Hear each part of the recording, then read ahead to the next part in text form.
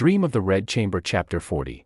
Imagine looking at a piece of wood. I mean, to most of us, wood is wood, you know? It's a table, it's a floor, it has a purpose. You know what it is. Exactly. You know what it feels like.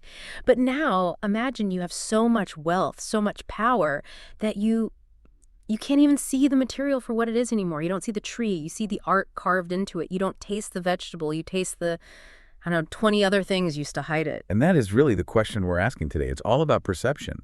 Does having that much privilege actually refine your view of the world, or does it just blind you to what's real? It's a fascinating paradox. And this section focuses on the visit Lu Lao Lao Granny Luyu to the Jia household. And for anyone who hasn't read it, the context here is everything. You have the Jia family, who are at the absolute peak of the aristocracy. We're talking refinement, excess, everything. And then you have Granny Lu, who is a poor, rural peasant woman. She knows what things cost. She knows how to farm. She knows the weight of firewood. A total culture clash. And it is hilarious. I mean, people usually talk about how funny this chapter is because she's a total fish out of water. She is. It's almost like a study in how raw materials get processed until they're totally unrecognizable to the person who, actually harvests them. That's it, exactly. The theme is transformation, how wealth transforms objects and how it transforms the people who own them. Right, so let's start with that drinking game. This scene is so important because it hinges on this one specific prop. They're all dining, wine is flowing, and Lu Lao is just trying to navigate this social minefield. Well, and she's performing a role here. You have to remember that. She's not just a guest. She knows she's there for their amusement. She's playing up her country bumpkin persona to make the ladies laugh. It's how she gets charity. Right. So when they offer her wine, she looks at these tiny, delicate porcelain cups and gets nervous. Which is so relatable. If I'm in a house with really expensive things, my elbows are glued to my sides. So she makes this joke about her clumsy and rough hands. She actually suggests, hey, do you have any wooden cups? If I drop those, it won't matter. Which is a perfect survival instinct. Mm. In her world, wood is the practical choice. It's durable, it's cheap. If a wooden bowl falls on a dirt floor, you just pick it up, wipe it off, and you're good. It represents safety. Yes. But this is the Jia household. They don't really do utilitarian. So Fenji, the manager, she says, okay, and goes to get wooden cups. But then the head maid, Yuan Yang, steps in and says, no, not those bamboo ones. They're not impressive enough. And instead, she brings out this incredible set of 10 nested cups. We have to pause here, because the text is so specific. These aren't just wood. They are carved from Hrongyang roots boxwood. Okay, so why does that matter? Is boxwood super rare or something? It's not just rarity, it's the growth cycle. Boxwood is an incredibly slow-growing evergreen. So to get a root big enough to carve a bowl the size of a small basin, which is the biggest one in the set, you're talking about a tree that's probably hundreds of years old. Wow. It's dense, it's got a super tight grain, it's prized for fine carving. So it's not just wood, it's basically time, it's history carved into a cup. Exactly. And they aren't plain. The book says they're carved with landscapes and trees and little figures, and the whole set of 10 nests inside each other. It's a work of art. But there's a catch. There's always a catch with this family. If you use the cups, you have to play by their rules. And the rule is you have to drink from the entire set. All 10 of them. That is a staggering amount of wine. It is. And Lo Lao, realizing she's just walked right into a trap, she begs for mercy. Spare me! And she manages to get it down to just drinking from the biggest cup. But the key moment happens after she drinks. Right. She tries to connect with them. She's holding this thing and she thinks, okay, trees. I know trees. I'm a farmer. I can figure this out. And listen to her logic. Yeah. She said something like, you wealthy people wouldn't know wood, but I live with trees. I sleep on them, sit on them. In a famine, I've even eaten the bark. She's claiming expertise from her hardship. So she feels the weight of the cup. She looks at it and she confidently declares, this must be yellow pine. And the whole room just bursts into laughter. Why is that so funny to them? Yeah. I mean, to her, wood is wood. Yeah. Right?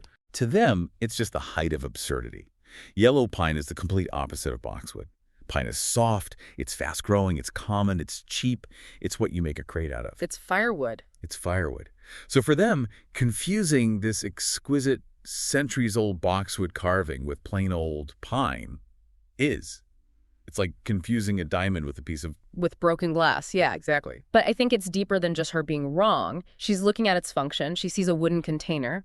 But the Jia family has refined it so much, carved it, polished it, turned it into this game that its original woodness is just invisible to her. That is precisely it. The Jia family sees the art.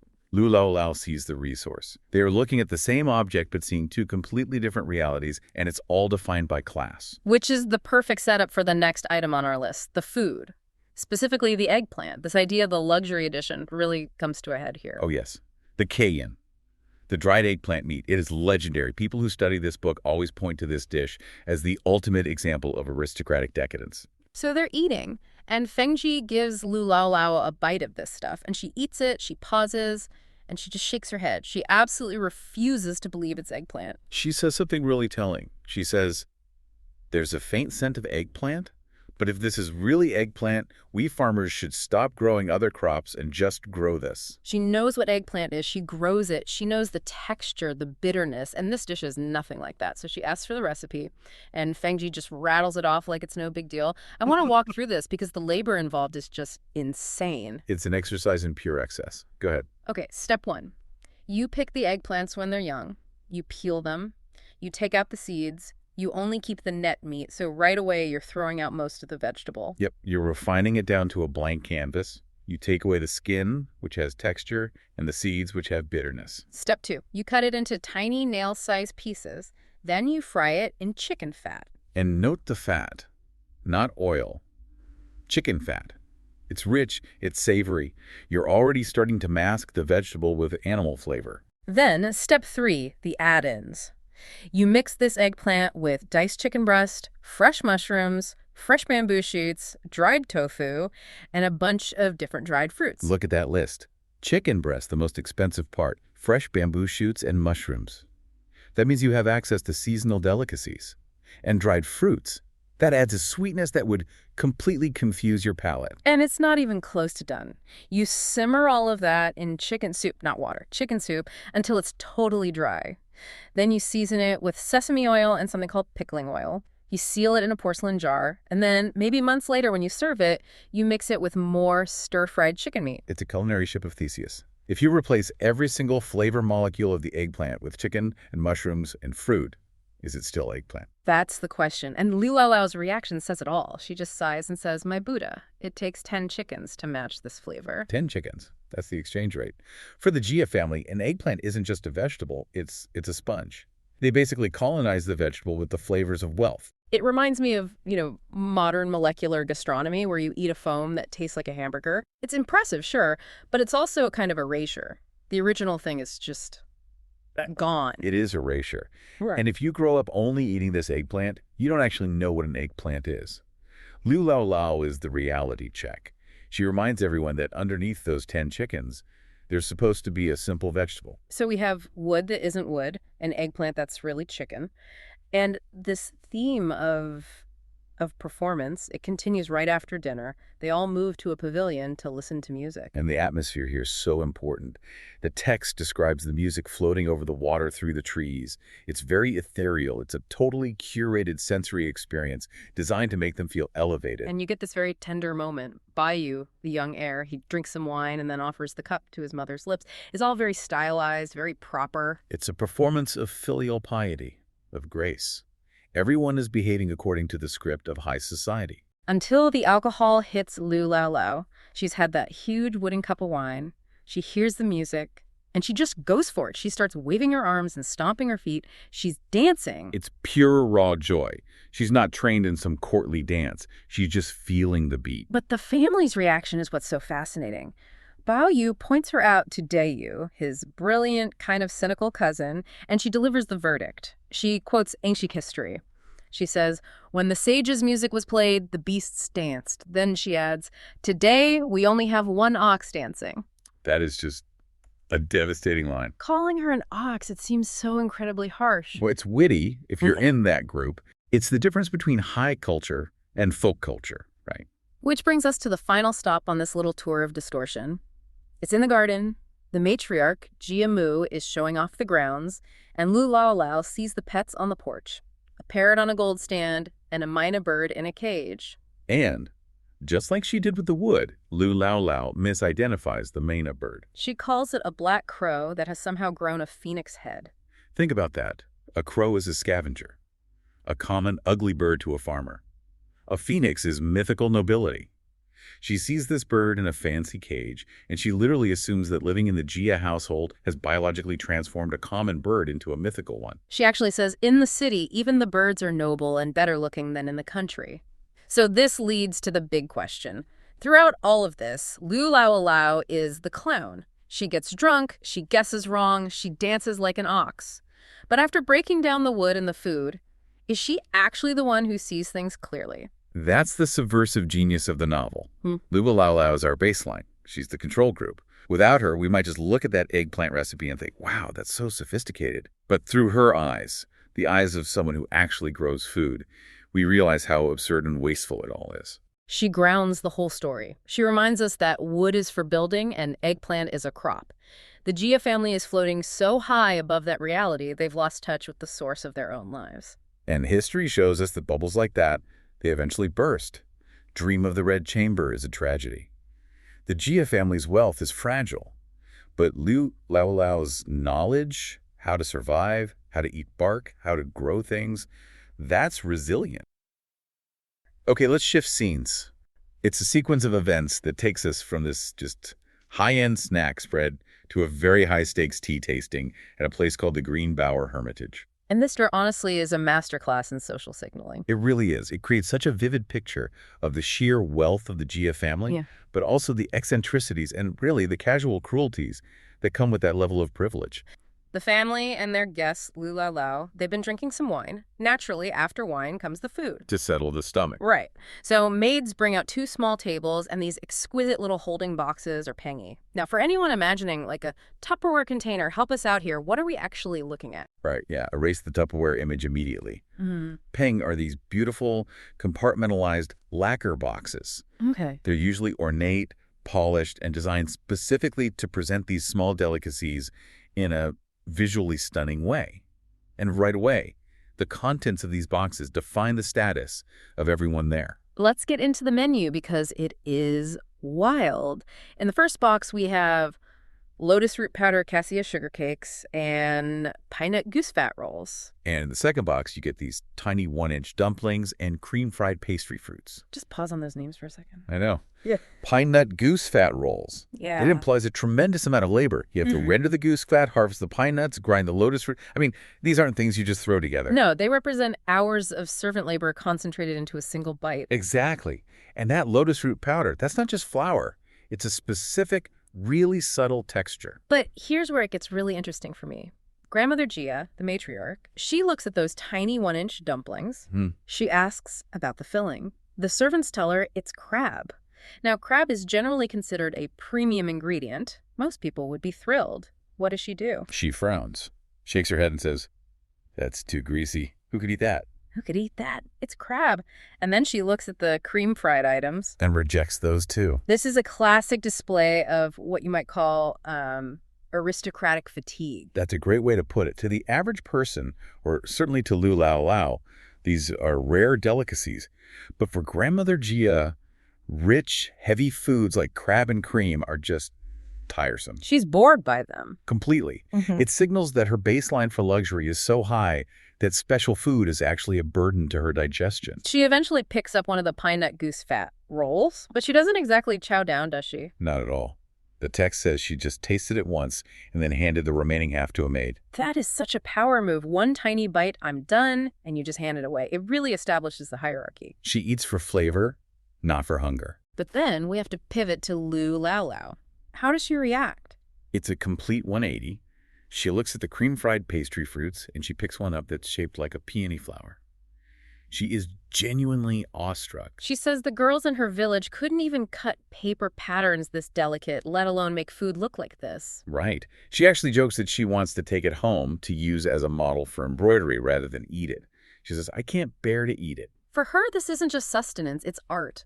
It's almost supernatural craftsmanship compared to her daily life. But unlike Grandmother Gia, she definitely doesn't let it go to waste. No, not at all.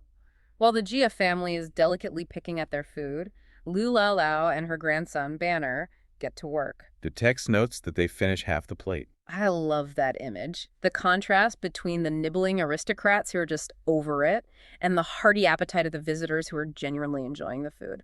It creates a sense of vitality versus stagnation. The Jias are almost burdened by their own abundance, while Lu Lao Lao is enjoying it purely.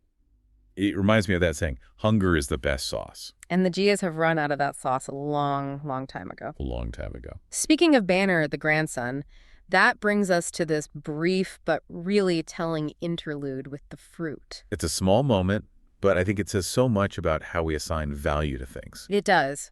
So the scene shifts slightly. You have Sister Fang's daughter, Dejir, holding a large pomelo, and Banner, the country boy, is holding a Buddha's hand. We should probably clarify what a Buddha's hand is for people who haven't seen one. It sounds like a horror movie prop. Yeah, it really does, but it's a fruit, right? Yes, it's a type of citron.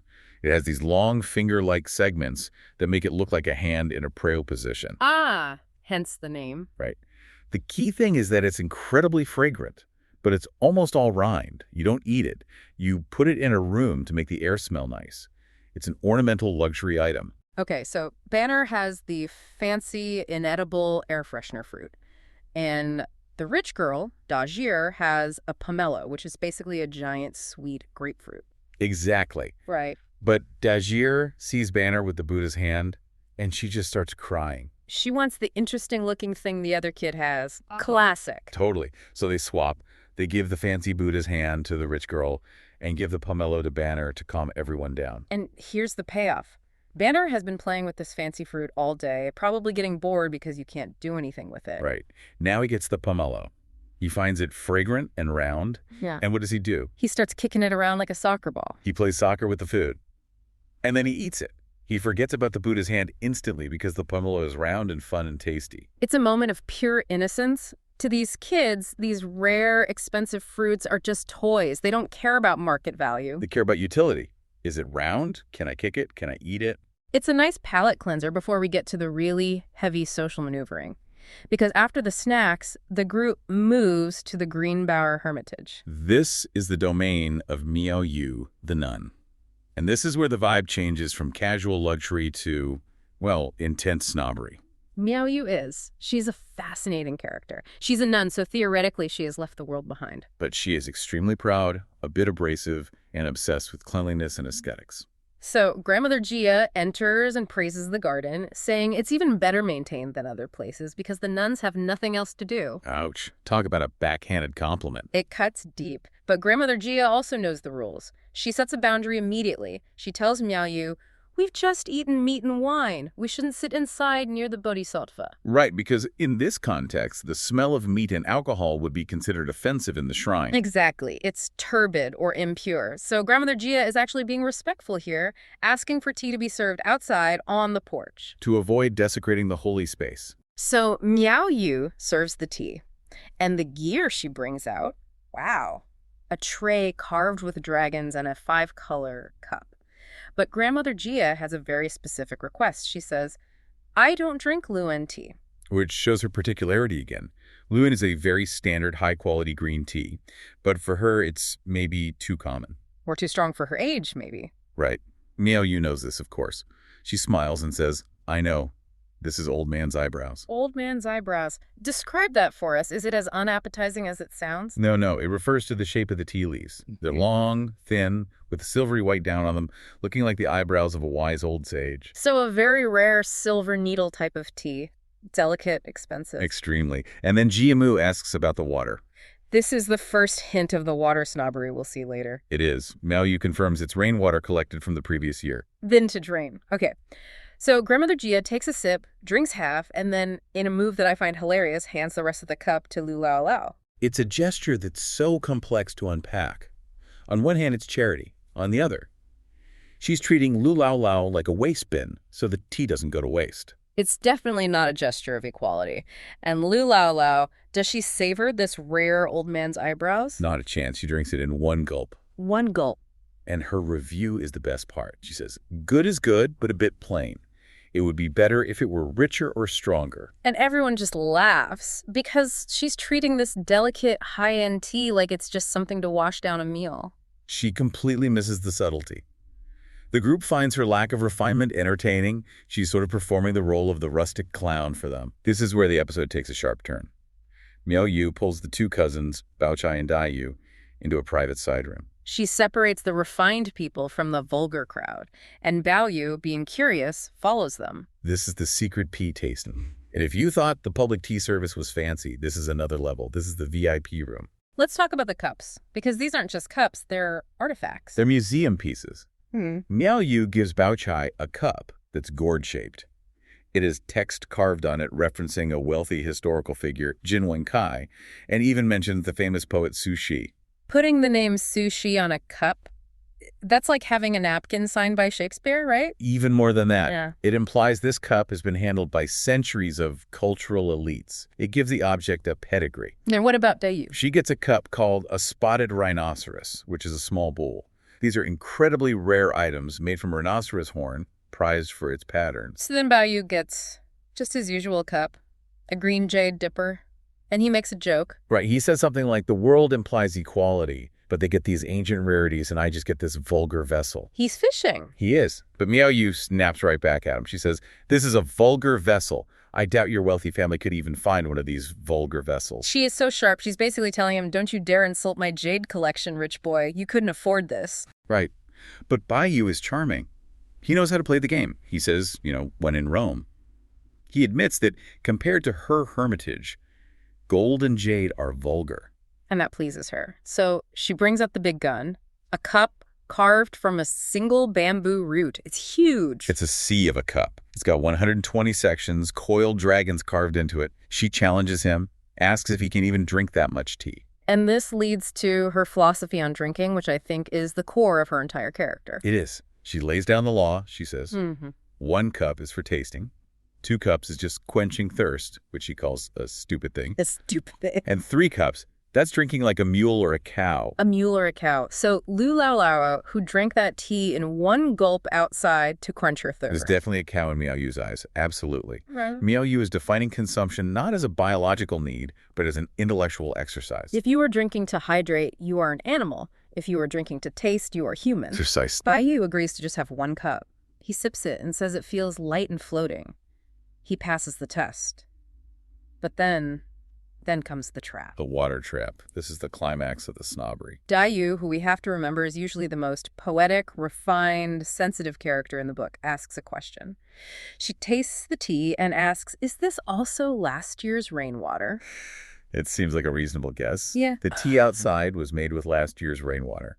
Dayu is trying to show she's paying attention. But Miao Yu's reaction is just brutal. She sneers. She calls Dayu a great vulgar person. You great vulgar person. Imagine being called that by a nun while you're holding a priceless antique cup. Miao Yu can't believe Dayu can't taste the difference. She reveals the truth. This isn't rain. What is it? It is snow, but not just any snow. It is snow collected from plum blossoms. Okay, hold on. Snow scraped off the petals of plum blossoms. Well, collected 5 years ago at the Coiled Incense Temple. She filled a demon-faced blue urn with this snow, buried it underground for 5 years, and this is only the 2nd time she's ever opened it. The level of specificity is insane. Snow. From a specific flower, at a specific temple, aged 5 years underground, in a demon-faced blue urn. It represents the ultimate aesthetic curation. And she claims that old rainwater would be too heavy compared to this snow water. She's offended Dayu couldn't taste the lightness of the snow versus the heaviness of the rain. This is the aha moment for me. It shows that no matter how high up the ladder you are, like Dayu, who is essentially royalty in this world, there's always someone higher looking down on you. Exactly. In this room, Miao Yu is the absolute dictator of taste. It defines the hierarchy. Dayu is outclassed. It emphasizes that Miao Yu's entire identity is built around this hyper-exclusivity. She's separated herself from the world, but she's replaced worldly attachments with an even more intense attachment to aesthetic perfection. That's a great phrase for it. Conspicuous consumption of purity. Which leads us to the cleanup, because the party has to end. And Baoyu remembers something. He asks, what about that fancy cup Li Lai Lao drank from? The one outside. The Chenghua period cup. This is where Miao Yu's cleanliness obsession really kicks in. She says she wants to throw it away. Throw away a valuable antique cup. Just smash it. Yes, because the poor old woman used it. In Miao Yu's eyes, the cup is now dirty. It's contaminated by Lu Lao's poverty and rusticity. Now, physically dirty, could be washed, but spiritually polluted. That is incredibly harsh. It really shows the dark side of all this refinement. But Bayou, being the bridge between these worlds, he comes up with a solution. He suggests don't throw it away. Give it to Lu Lao Lao. Mm-hmm. He says she can sell it and use the money to live on. That's surprisingly practical and kind. He takes this object of vanity and turns it into economic survival. A Chenghua cup would be worth a fortune. Absolutely. It could support a family for a very long time. It's a life-changing amount of money. Does Miao Yu agree to this? She does, but with a condition. She says, I won't hand it to her myself. She refuses to touch it again. Wow. She says if she had used it, she would smash it. But since she hasn't used it personally, she permits Bayou to give it away. So she's willing to be charitable as long as she doesn't have to make any physical contact with the vulgarity. Right. And then the final purge. Bayou offers to have servants bring water to wash the floor where they were standing. Because obviously the floor is now dirty too. And Miao Yu agrees, but again, with a condition. The servants must leave the water buckets outside the mountain gate. They cannot enter her space. Wait, they're too dirty to even carry the water in to clean the floor? The logic is dizzying. They carry water to clean the floor, but the servants themselves would dirty the room, so they have to leave the water at the wall. It's a fortress of purity. She has built a wall around herself where nothing common can enter. Meanwhile, the family matriarch, Grandmother Jia, has just finished this huge feast. The food coma is hitting hard. So she decides to go take a nap in a place called Patty Sweet Cottage. Right. And this is key, because normally Lu Lao Lao is being watched. She's the court jester, there's always a crowd. But now, the matriarch is asleep, the family scatters, and the supervision just drops. And Lu Lao Lao is left with the younger generation, and she is very, very intoxicated. The stage is set. So the group is walking, and they come up to this huge, ornate stone archway. To the family, it's just a landmark. It's the entrance to the provincial homecoming villa. I mean, this whole garden was built for an imperial concubine's visit, so this isn't just a gate. No, it's a monument. It's designed to be imposing. But Lu Lao Lao, she takes one look at it, and she sees something completely different. Not a villa. She just drops to her knees. Yeah. Starts bowing, worshiping it. She's absolutely convinced it's a temple. She's yelling, "Oh my, there's a great temple here!" Which is just so funny because it's not. But she's so sure of herself. She points at the characters on the arch. And she says, "I recognize these words." That says the Hall of the Jade Emperor, doesn't it? The Jade Emperor being the ruler of heaven in Chinese folklore. Exactly. So she sees this unbelievable luxury, and her brain can only process it as divine. Humans can't live like this. It has to be a temple for a god. It's a total projection of her worldview onto theirs. And the young people, the maids, they just lose it. They're howling with laughter. But that laughter gets cut short. Very quickly. Because biology is about to make a very urgent call. Yeah, we have to talk about what she's been eating and drinking. It's a digestive nightmare. She's had potent yellow wine, all these rich, oily foods like cream-fried rolls. Things her body is absolutely not used to. And then she chugged tons of tea on top of it all. So oil, alcohol, and hot tea. A recipe for disaster. She feels this rumbling. The text says chaos inside. And suddenly the Grand Temple doesn't matter. She needs to go.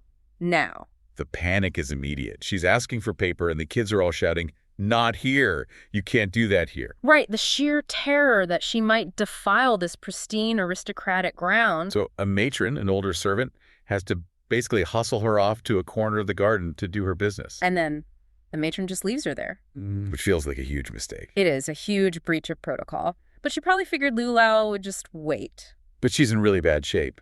Dizzy from squatting, drunk, disoriented. So she steps out from behind the trees, and she has no idea where she is. Like a labyrinth. By design. The garden is meant to be full of winding paths and hidden corners. To a sober resident, it's beautiful. To a drunk guest, it's a nightmare. So she just starts wandering. She finds a stone path and follows it. And finds a bamboo fence with a bean trellis. And for a second, she feels a flicker of recognition. Oh, a bean trellis. Just like at home. She thinks maybe she's found her way out back to a farm. But it's a trick. Totally. It's the Patty Sweet Cottage area. It's a simulation of a farm. An aesthetic, rustic, chic farm built by aristocrats. So the real farmer is comforted by the fake farm, which only leads her deeper into the illusion. She keeps going through a circular moon cave gate over a little stream, and then she sees a house. And this is where things get really strange. This is Bayou's residence, the Happy Red Court. She walks in, turns a corner, and sees a girl there smiling at her. And she's so relieved. She thinks, oh, good, they waited for me. So she rushes forward, tries to grab the girl's hand to say hello, and G-O-N-K. She smacks right into a hard wooden wall. The painting. Yep. And a very specific kind of painting. She's rubbing her head, looking at it, and she marvels that the figure looks convex, like it's three-dimensional. She even touches it and is shocked that it's flat. This is almost certainly describing a Western-style painting using techniques like trompe-l'oeil. So it's foreign, it's high-tech for the time, and it's deceptive. You got it. The theme is set. You can't trust your eyes in this place. The line between what's real and what's an image is dissolving. And the sensory overload just ramps up. She finds a little door with a green curtain, pushes through. And it's dazzling. Yeah. Jeweled walls, swords, vases, these intricate green floor tiles. The visual noise just makes her even dizzier. She's trying to get out, but there's no obvious door, just partitions and screens. She ducks behind one and sees her in-law. Or who she thinks is her in-law. She sees this other old woman and just starts laying an end to her. What are you doing here? Sticking flowers in your hair at your age? So vain. It's peak comedy, but it's so revealing. She's scolding this woman for being improper, not realizing. She's talking to herself. In a mirror. But not just any mirror. In her village, a mirror would be a small, blurry, polished piece of bronze. This is a full-length, crystal-clear Western glass mirror. She has probably never seen herself this clearly in her entire life. She literally doesn't recognize her own face. Wow. And her first instinct is to scold that reflection for trying to fit in, for being vain. She's policing her own image without even knowing it. She finally reaches out, touches the cold glass, and it clicks. Oh, it's one of those fancy dressing mirrors. But she's still trapped. The mirror is in a partition blocking her way, so she starts fumbling around the frame. And again with the Western tech. Click. She accidentally hits a spring mechanism. And the mirror just swings open. It's a door. This is so symbolic. She literally breaks through the illusion, through the reflection, and stumbles into the reality behind it. And what a reality. She falls through this secret door, now like 80% drunk, totally exhausted. And she sees an exquisite bed. After the maze, the painting, the mirror, she's found the final destination. And she does what any of us would do. She face plants. Collapses. Her body just gives out. She is instantly deeply asleep. Okay, so while all this is happening, back outside, there's a low-key panic. Right. Her little grandson is crying, "Where's Grandma?" And this is when Jiren gets involved. Jiren is Boyu's chief maid. She's the manager of his entire world. The protector of order. Yeah. And she has a hunch Lu Lao Lao might have wandered into the backyard, so she goes to check his rooms. She walks in, and the first clue she gets isn't something she sees. It's something she hears. Thunderous snoring. And then the smell. The book is very specific. Oh, yeah. It says the room smells of alcohol and flatulence. It's this raw biological reality invading a space that is supposed to be perfect and perfumed. Surin walks further in and sees the horror. Lu Lao, limbs everywhere, dead asleep on the bed. Explain why this is such a catastrophe. I mean, it's bad, but how bad? It's monumental. This is Bayu's bed. He is the precious jade, the center of their universe. His room is a sanctuary. And Lu Lao is a peasant from the fields. Her presence there, her smell, her chaotic energy. It's a form of pollution. It violates every class boundary. It's profane. If the wrong people found out. Shirin would be severely punished. Lu Lao would be thrown out in disgrace. They might literally burn the bed. So Shirin doesn't scream. She goes into damage control mode. Immediately, she rushes over, shakes Lu Lao awake. And Lu Lao wakes up terrified. And her first instinct is so telling. That's heartbreaking. She immediately checks the sheets. Oh God, I didn't get it dirty, did I? She knows she's crossed a major line. Shirin shushes her, then grabs a burner and throws in, like, 4 bundles of lily incense. She's fumigating the room, erasing the smell of peasant reality and replacing it with the scent of aristocracy. It's all about restoring the illusion. Then she helps fix Lu Lao's clothes and make sure she didn't, vomit. Which would have been a true disaster. Then comes the cover story. Right. She tells her, when we go out, if anyone asks, just say you got drunk and fell asleep on a rock in the garden. On a rock? Why a rock? Because sleeping on a rock is quaint. It fits the silly country grandma narrative. It's harmless. Sleeping in the young master's bed is not. Not. That's a taboo. Jiren is protecting everyone's face, but mostly she's protecting the sanctity of Bayu's world. She gives her some tea to sober her up, and Lu Lao finally looks around the room properly. Whose room is this? It's like a heavenly palace. And Jiren drops the bomb. This is Bayu's bedroom. And Lu Lao is just Terrified. Scared stiff. Because now that she's sober, she gets it. She understands the hierarchy she just violated. And Jiren, cool as a cucumber, just walks her out, tells everyone she found her sleeping on the grass. And everyone buys it. Crisis averted. The world is put back in order. It's just an incredible sequence. You go from a poop joke to this deep philosophical funhouse.